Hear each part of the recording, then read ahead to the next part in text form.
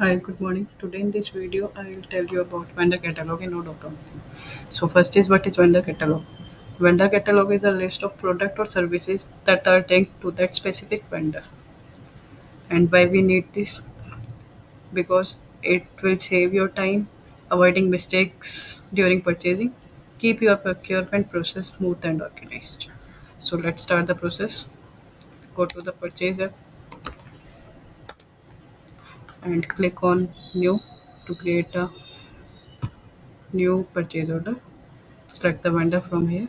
You can select any vendor from here. Let's select this vendor. And if you click on add a product, you will see here are the list of all the products of a respective vendor. But instead of this, if you click on the catalog, you will see the product or the services that has linked to that specific vendor.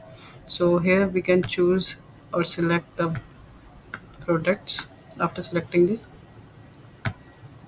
go to purchase order back.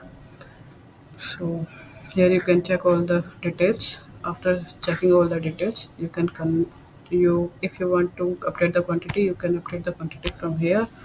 Let's say the quantity is 10 and the quantity of this product is 5. After updating the quantity, you can simply confirm the order from here. So that's all about the vendor catalog in Odoo.